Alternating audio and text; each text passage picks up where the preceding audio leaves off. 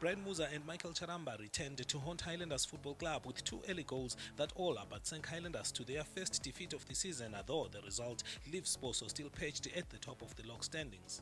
Yet Highlanders had pinned Chicken Inn in their own box at the early stages with persistent waves of attack, Chicken Inn surviving out of resilience, also aided by a blunt Boso strike force that would not strike whilst their iron was hot. They were soon to pay dearly.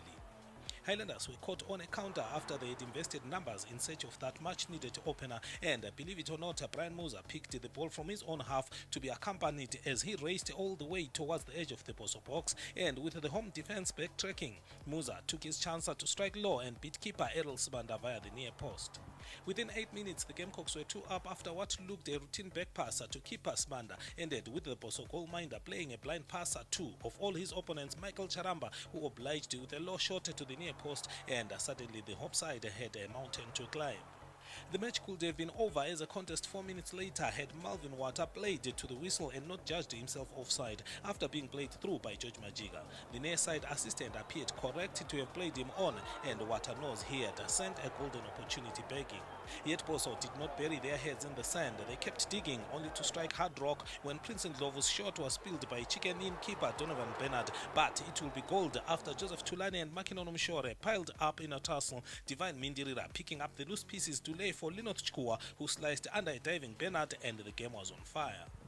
Within a minute, Boso were knocking on the Chicken Inn door again after Makinono Mshore and Prince Ndlovu combined on the left, but the latter's shot could not find its way past the cluster of Chicken Inn legs congested in the box. The visitors breathed, but before you knew it, they were panting again. A long ball from Archford Fire flicked onto Brighton Ncube, but his shot was denied goal by an outstretched Bernard.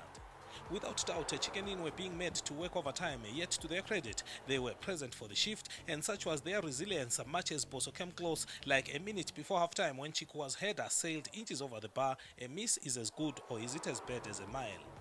Half-time at Papa Fields, Chicken Inn 2-1 to the good, having worked so hard to preserve their lead. The second half began the same as the first ended, Highlanders pressing for the equalizer.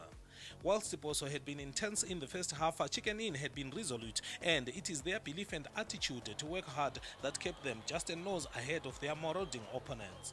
Add to that the experience of their coach Joy Antipas, astute and organized in departments. Chicken Inn retained confidence of coming out with a result despite difficult circumstances.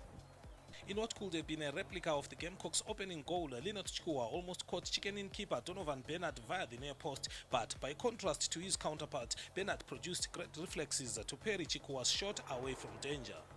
Yet again, Highlanders persisted, but the Gamecocks would not budge. They looked drilled to withstand anything thrown at them, and when Makinono Mshore whizzed past George Majiga to strike low at goal, he was repelled again, and you could tell it now needed something special to breach that Chicken Inn defense. The Gamecocks finally got to throw something meaningful at Highlanders for the first time in the second half, George Majiga receiving a pass on the edge of the box from Brian Musa, but his shot at goal went straight into the hands of the keeper. They were back defending, this time a free kicker that Linoth Chukua missed by a whisker. With the game opening up, it was back at the Highlanders' end, Innocent Mcheneka striking from a distance for Sibanda to make a routine save. Time was running out, less than 10 minutes left. Mindirira was twisting and turning, but his cross was well read by Bernard. Brighton Ncube knows he should have done better with a Makinono Mshore cross, but Ncube flashed his header across the face of goal, and it finished 2-0 in favour of Chicken Inn. Brilliant winner for the Gamecocks, resolute defending with a never-say-die attitude that eventually took the sting out of a Highlander side that did everything right except score. The two sides remain in the top 4, and Chicken Inn can now believe the work that Joy Antipas is putting should take them places. On the other hand, Kelvin Kaindu may have lost, but he did so with dignity, throwing everything into attack on a day when all would just count for nothing. Such is football. You win some and you lose some. For the Premier Soccer League at Papa Field Stadium in Bulawayo, I'm Thandazani Zimbwa.